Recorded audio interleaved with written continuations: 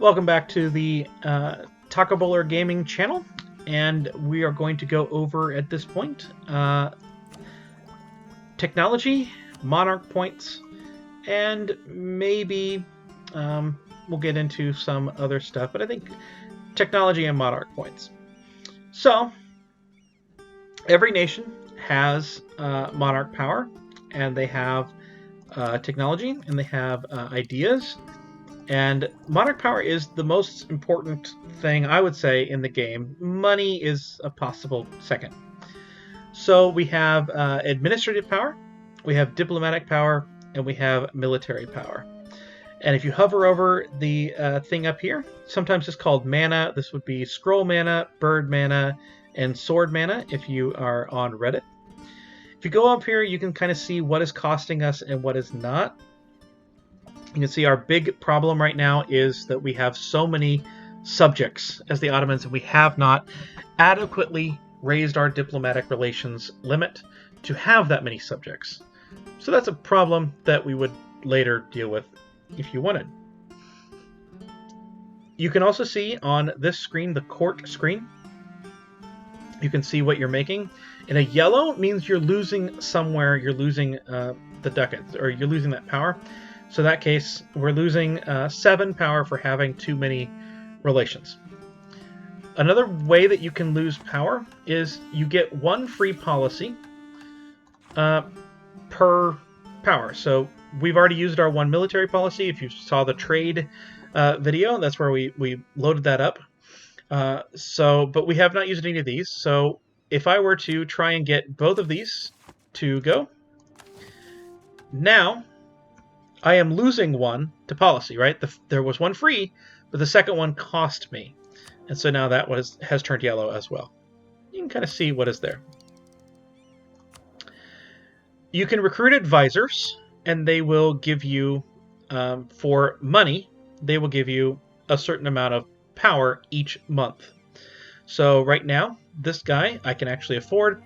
He costs 0.93 ducats a month, and he will give me 1. If I had 200 ducats and I could afford to pay 16.74, this guy would give me 3. Not only that, the advisors have benefits. So this guy lowers the amount of Monarch power I would have to pay to increase stability. This guy would increase my prestige generation by 1. So instead of 0.42 per year, I would make 1.42 per year right now. And then this guy would reduce my inflation.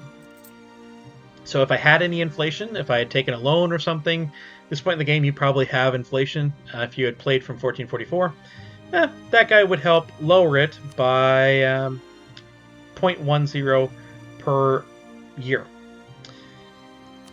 In the trade here, or in the diplomatic thing, I have the trade advisor on, but I could get diplomatic reputation or improve relations. And in military, right now I have reinforced speed, discipline, and land maintenance. And all of these things are good. If you had a DLC, you could fire them, and you would be able to kind of re-roll. There's several kinds of advisors you can get, and I think they're pretty much random. They might have some, oh, you have this province, or you have this kind of a province, or something like that. But for the most part, I think they're pretty random out of the amount. I think there's like 6 or so of each type that you can get. You also can get more from estates. So if you have 40% influence, you can recruit advisors from the estates. So right now I could recruit a level 3 national unrest advisor, and I could recruit a level 3 missionary strength advisor. Over here I could recruit a level 3 improve relations advisor. And notably, because my influence is up over a certain amount, I don't know exactly what that amount is, he's actually 25% cheaper to employ. You can get up to 50% cheaper to employ as well. So let's go ahead and click that button. We were going to recruit him. And so now you can see that this improved relations advisor at level 3 is 16.74, but this one that we just recruited, still level 3, but only costs 12.56 ducats per month, and actually is a lot cheaper to hire as well. A lot cheaper to hire. So that's something that you can certainly do. These do not change. These are just set. Those are the types of people you can get. And there is no military in any of these, but there's no military advisors that you can get. So that's kind of bad, but is what it is. So you can increase your power generation by hiring advisors. Typically speaking, if you can afford to do it, it is good to have a level 1 advisor operating at all times. Let's get myself a little bit more cash just to have enough to hire the advisors. Right, so it's good to have stuff here, and you can figure out which ones are good here. Discipline, morale of armies, land maintenance modifier are all really, really, really good. Military, trade efficiency, and Diplo rep are, in my opinion, the best here. However, spy network generation, good bit there. Good in certain situations. And of course, we have national unrest in administration. Really, really good. Missionary strength if you're trying to convert a bunch of things. That can help you convert a lot faster. A lot of these are really, really good. Inflation reduction only if you have inflation. Obviously, prestige, it's okay. I think there's some better ones available. Tax modifier is also here. That's really, really good, especially in the early game. What do you use Monarch Power for? Oh, and finally, your ruler has traits. So whilst Ahmed the First is ruling our country, I will get 4 administrative skill, 4 diplomatic skill, and 3 military skill, or military power. So you can see there's a base value of 3. Our ruler's skill is 4, that makes 7. And then our advisor is 1, that makes 8. Our policy takes away, that makes 7.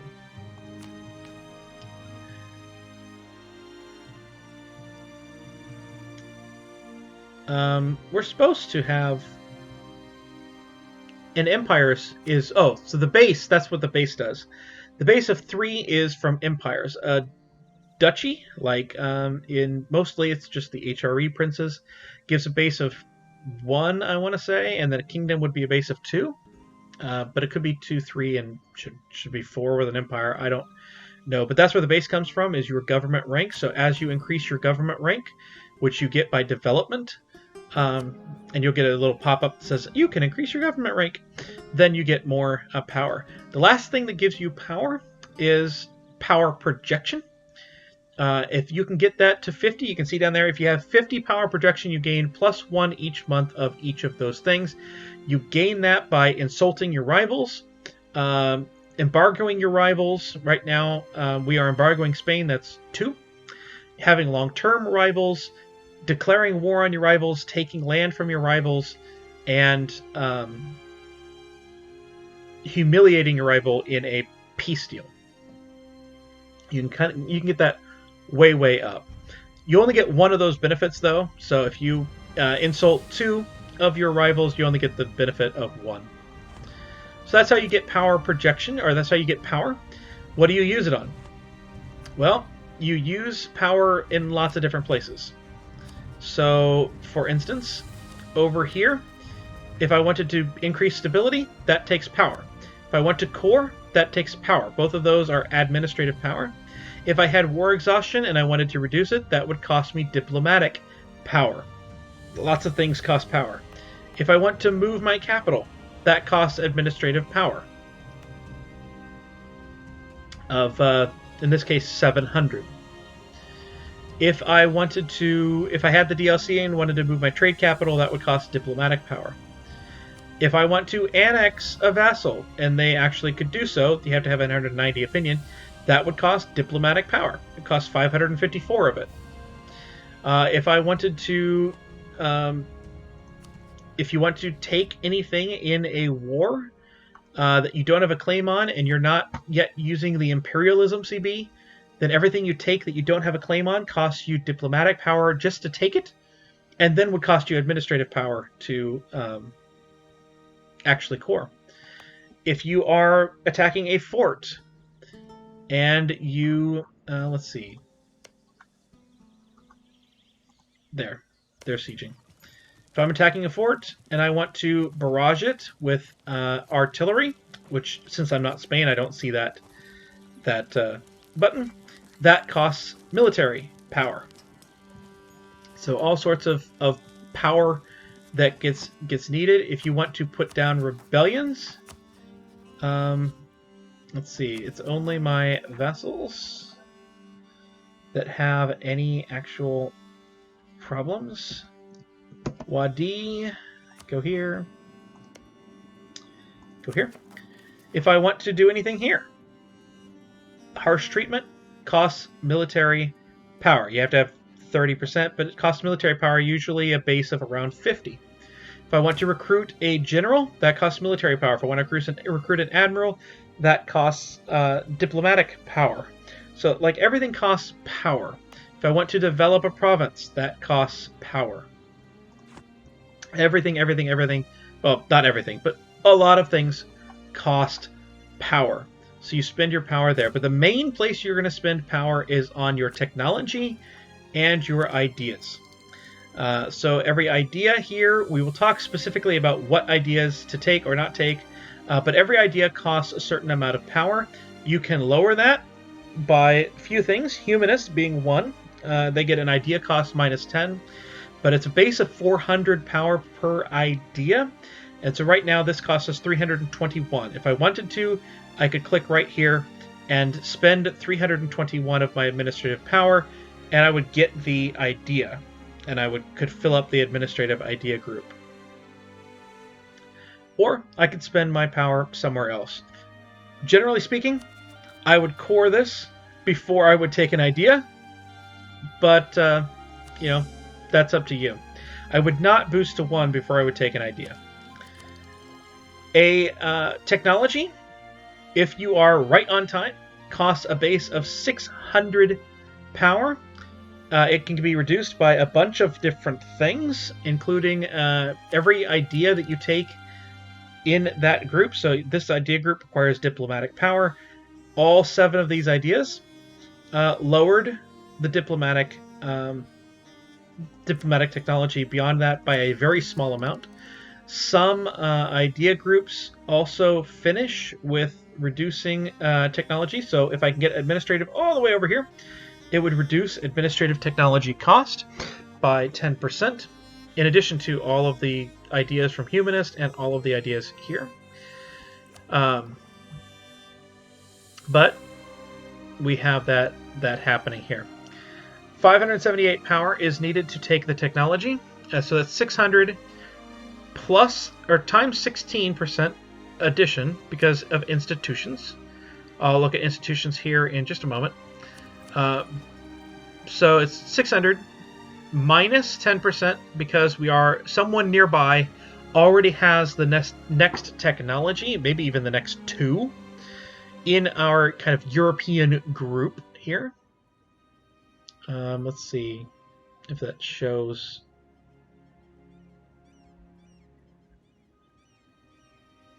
It does not show. Okay. If you have, I think it's Royal Britannia, it would show you when the highest technology around here is. These guys are 16s. We're at 14s, so that's probably it. When someone takes the next one up, you get 5% off.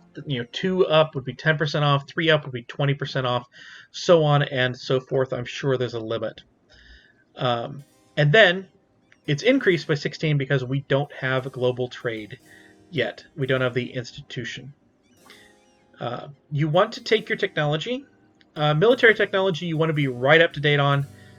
These ones, it's not too bad off if you're behind by a couple, but you don't want to be behind too far, in part because if any of these technologies is more than 2 levels above another, so if I were at military 17 but diplomatic 14, we start to get something called unbalanced research in corruption, and that is, if this were at 17, this were at 14, that would be give us 10.10 corruption every month, or at least every year.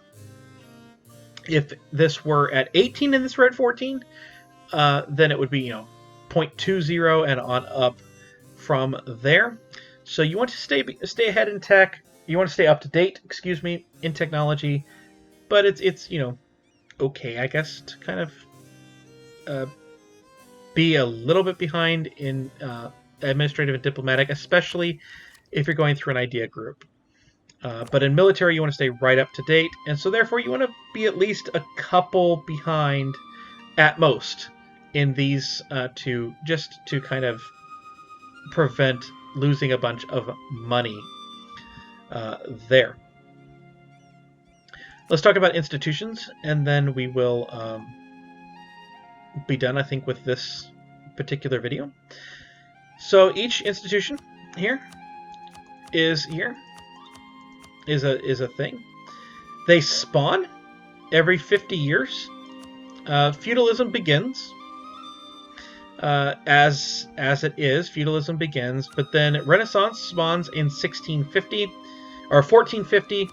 1500 in colonialism, 1550 in printing press, 1600 in global trade, 1650 in manufactories, and 1700 in enlightenment, more or less. They sometimes a few years off from that, but that's the first year they can fire, and generally speaking, they fire pretty quickly. In order to spawn it, you can spawn it. If you spawn it, you get a whole bunch of power, and it starts with you.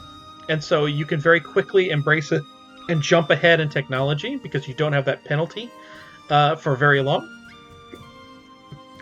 But if you don't spawn it, then you just get told that it spawned somewhere and you have to try and figure out how to get it to you. So it pays sometimes to look ahead and figure out, how can I maybe give myself a chance to spawn this? Manufactories, so I know I have until 1650, so I have 24 years to try and figure out, okay, I need to make sure that global trade is present in Constantine, and that I have a manufactory in that place. So I'm going to build a manufactory, in Constantinople. It cost me 475. I'm going to make sure that I build that manufactory in all these provinces. By the way, that's the most likely, but any province for manufactories, any province that has a manufacturing in it and has global trade present and printing press present has a chance to spawn that institution, and that's anywhere in the globe, right? So you're throwing your hat in the lottery. We'll see how well you do, kind of deal. For global trade, that's already been done. So that spawned in Amsterdam, right up here. Amsterdam is here, and if you look at the institution, it's not even present there, right? It's going up by 0.39 each month, so you can kind of see what some of that is there. So for global trade, you want to have a center of trade that helps you increase it. Printing press be present, that helps increase it. The provincial trade power is up, that helps increase it. If there were a neighboring province that had global trade that likes you, then it goes up by another 1. If you have adjacent province has global trade and the province you're sitting at is owned by the burghers, that goes up a little bit there, right? You can see some of that deal that goes up. So for Constantinople, we actually are getting it pretty fast because we have printing press present, and we have that center of trade and gigantic amounts of trade power. So if I were able to get the trade power from 42 to 45, then it would increase a little bit more. If you develop, it will increase. So you can see if I hit this button, that will give me 6.16% growth toward global trade. So boom, it goes up. If I hit it again, it would actually go up a little bit more.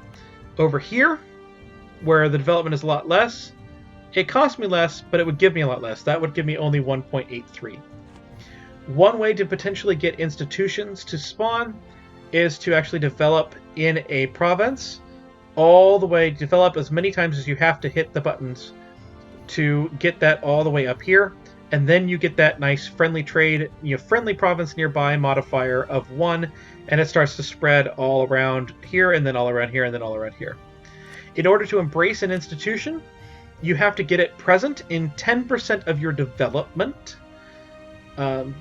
So, Constantinople is a lot of my development, 37 development, so that would be a significant portion here of my development, but I have to have present in 10% of my total development, and then a monetary amount will appear on the screen here, which right now would be a lot of money. Then you pay that much in gold, and you can click Embrace. You pay that much in gold, whatever that amount is, and then you embrace the institution, and at that point, you would immediately lose this penalty, and you would get a massive amount of spread to embrace it in all of these provinces. It goes very, very quickly, like 4 or 5, very, very quickly after you click that Embrace button. But that is the institutions. You want to be working to try and figure out, how am I going to get this institution? Really from before it even fires, but definitely once it fires, say, okay, it's in Amsterdam. How do I get it? Amsterdam, if it had actually fired, if I was playing in 1600, would likely have it by now, and a few other capitals, probably Constantinople, would have it by now, and it would be spreading pretty quickly. But let's say it was colonialism that doesn't spread nearly as fast as global trade, and let's say it spawned over here in Maine. That would be a major problem for me, because it's going to take a long time to naturally spread all the way over here. I would want to develop that in one of my provinces. Typically, you want to try and get something that has no red, or the only red is development or corruption, right? So something like this. If you can get something that's got green, even better. So it's not grasslands, apparently, it's farmlands. Farmlands, if I can set it here, actually has a green, 5% reduction in development. Perfect. So you want to have a farmland that's got somewhere between about 12-ish development is supposedly the best, but really just any farmland will do. You might spend a few more ducats, but it's not, or a few more power, but it's not going to be crazy amounts, because, like I said, everything, you get more benefit in the global trade for the higher development cost. If you can do a farmlands in capital, that's where you want to be, because capital also gets a major development reduction. But since it's so close, I probably would not try and develop out. And you really don't need to develop any of the final 3. We'll see. In 1.30, there is a new institution that's coming in 1750. So we'll see if that one is something you need to develop or not. But really, Renaissance, colonialism, and printing press, especially if you're not in Europe, you want to develop those. If colonialism spawns anywhere but Europe, 9 times out of 10, maybe even 99 times out of 100, if the player doesn't affect it, colonialism is going to spawn in Iberia or Great Britain. But maybe that one chance it'll spawn in Korea or Japan or something like that, you would want to develop it then. But otherwise, for the most part, if you're playing in Europe, which again I highly advise the first 2 games being Castile and Ottomans in some order, you don't need to worry about developing institutions. If you start playing outside of Europe, you want to develop those 3. Global trade goes anywhere with any amount of trade power, so that is obviously it's growing over here. You may not have to worry about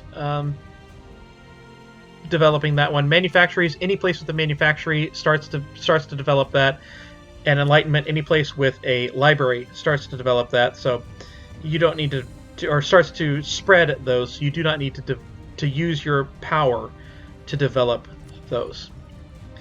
But this has been a guide to power. Next time we'll talk about ideas, and then I think it's religion, and that's pretty much it. And we'll then have one where I play as Castile and try and put it all together. Oh, and colonialism. So just trying to put it all together after we get done with that. But next time we'll talk about ideas, and then religion, and then colonies, and then we'll start a game, and you can play through it with me. But I've been Taco Gaming, and I will see you next time.